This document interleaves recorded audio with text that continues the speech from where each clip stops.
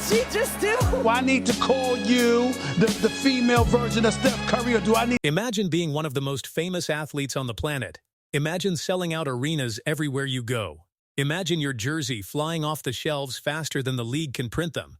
And then imagine looking at your actual basketball paycheck and realizing that the sport you dominate pays you only a tiny fraction of what you actually earn. That is the strange, almost unbelievable reality of Caitlin Clark. She reportedly pulls in around $10 million a year. But the money she gets from playing professional basketball? Just about $530,000. That is the gap that has the entire sports world talking. And once you understand where the rest of that money comes from, you will never look at professional sports the same way again. So today, we are going to break the whole thing down. Slowly, piece by piece. No hype, no fluff. Just the real story of how one of the biggest names in the game makes almost 20 times more off the court than on it. Struggled with understanding losing, and my parents did not really appreciate that at all. Whenever I would lose, when I was in either softball, basketball, whatever it was, I would just cry. That was my immediate reaction because I couldn't comprehend why wasn't I winning. All I wanted to do was win. Before we dive in, let me set the stage for you. Caitlin Clark is a generational talent. She came out of college as arguably the most hyped women's basketball player in American history. She broke scoring records.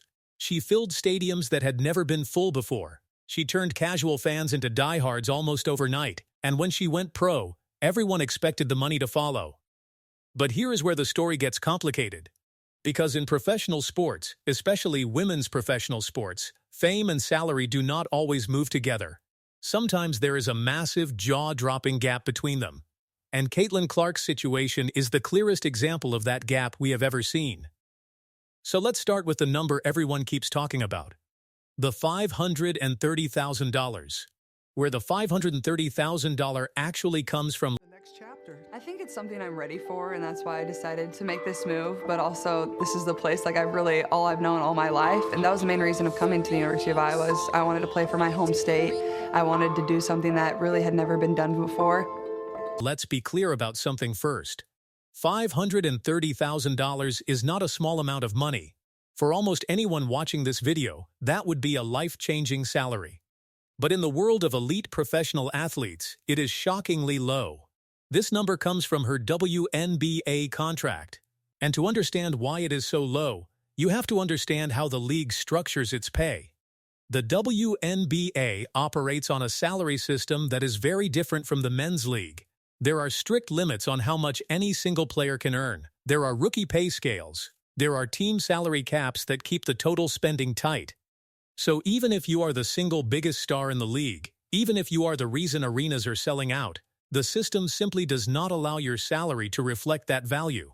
Caitlin Clark could be worth 10 times her teammates in terms of ticket sales and television ratings, but the contract structure treats her within a very narrow range. Think about that for a second.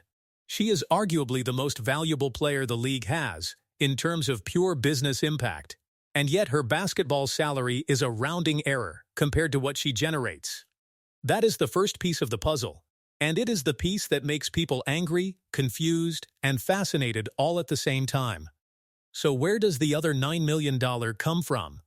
I think my brothers, growing up, my mom probably had to deal with way too many fights. I threw my brother into a wall one time and he split open his head. And my older brother was always just bigger, stronger, faster. So whenever I wanted to play with him and his friends, I just got picked on or I never won really anything. And my mom always said, if you want to play with them, you got to find a way to hold your own. You're the one that wants to hang out with them and play sports with them. That's just how it's going to. This is the part that changes everything. Because the real Caitlin Clark story is not about her basketball salary at all. It is about a handful of specific deals with specific companies, each one paying for a very specific reason. Start with the biggest one. Nike. Reports put her shoe and apparel deal at around $28 million over the life of the contract. That is not a favor, and it is not charity. Nike signed her because she is the fastest bridge the company has ever had into a growing, previously underserved market. Women's basketball fans who buy merchandise the way men's fans always have. A deal that size tells you Nike is not betting on a few good seasons. They are betting on her becoming the long-term face of an entire category. Then, there is State Farm. This one matters because insurance is about as unglamorous a category as exists in advertising, which is exactly why it is smart. State Farm does not need Caitlin Clark to sell basketballs. It needs her to make an insurance commercial something people actually want to watch and share.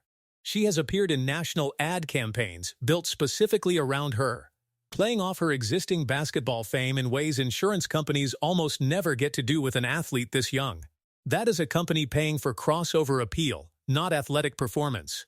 Wilson is a different kind of deal entirely. That is an equipment partnership, tied directly to the ball she plays with, and the gear tied to her name. It is smaller in dollar terms than Nike, but it matters because it signals something else, that companies inside the sport itself, not just consumer brands looking for exposure, see her as worth building products around. And then Gatorade. A sports drink deal is one of the oldest, most traditional endorsement categories in athletics. And getting one signals that a league is being treated the way the NBA or NFL always have been. Gatorade does not typically build campaigns around WNBA players. Signing her is an acknowledgement that her audience is now large enough to justify the same marketing playbook used for the biggest stars in men's sports. Stack those four deals together: Nike's $28 million, State Farm's national campaigns, Wilson's equipment tie-in, and Gatorade's category-defining sports drink deal, and the gap between $530,000 and $10 million stops being confusing. It becomes simple math. Each company is paying for a different piece of the same asset: attention. When she plays, television ratings spike, ticket prices climb. Cities that host her team sell out arenas and hotel rooms that used to sit half empty.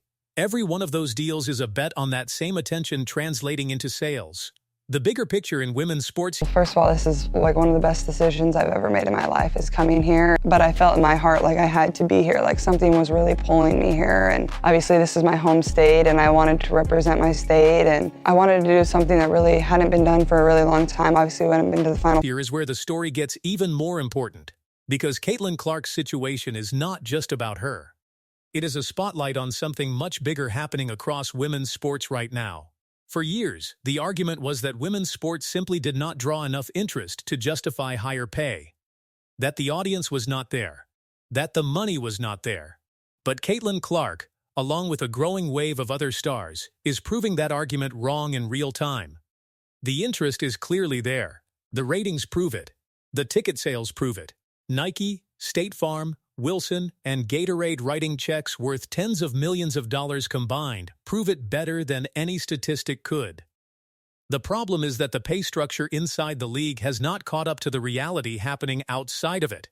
There is a lag between the value these athletes generate and the money the system that employs them is willing to pay. The team, it gets everybody going, and when everybody can like touch the ball and get going in that way, I think it just everybody just flows a little bit better. The offense flows a little bit better, but that's something I take a lot of pride in. At times I think I can try to like overpass and probably could be a little more aggressive to the basket. And that is exactly why her story went viral. People look at that $530,000 salary next to the tens of millions in brand money chasing her, and they see the imbalance instantly. They see a system that has not adjusted. They see a league quietly relying on the very success it is underpaying to build its future television deals, its expansion franchises, and its next generation of fans. This is not really a story about one athlete getting a good deal. It is a structural problem. We're really comfortable playing with me, and then you come here and you have to learn your teammates in 2 weeks before you step on the court, and that can be really hard. And I've just learned, how I can put my teammates in a position to be successful, and they've learned, what's going to make me go too. And I think you can see literally every single game our chemistry is just building and building, and I think that's what's most exciting. Salary caps and rookie pay scales were built for a league operating at a much smaller scale of attention than the one Caitlin Clark generates almost single-handedly. The market outside the league has already recalculated her worth. The league itself has not, because its rules were not built to move that fast. That tension is going to define the next chapter of women's sports.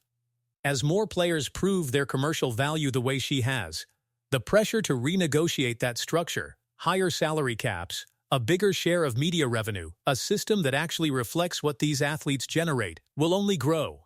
Caitlin Clark is not just benefiting from that shift. She is the reason it is happening at all. are so happy and people are crying, and you understand the impact that you're having on people's lives, and that's what's... The next time you hear someone claim women's sports cannot draw money, remember this. It is not that the money is not there. It is that the system has not caught up to where the money already is. So what do you think about all of this? Is it fair that the biggest star in the league earns so little from the sport itself? Or is her real value being perfectly captured by the market outside of it? I would genuinely love to hear where you stand, so drop your thoughts down in the comments below. And if you found this breakdown interesting, if it made you see sports and money in a new light, do me a quick favor, hit that like button and subscribe to the channel, because we break down these kinds of stories all the time. The real numbers, the real explanations, and the real lessons hiding behind the headlines. Thanks for watching all the way to the end. I will see you in the next one.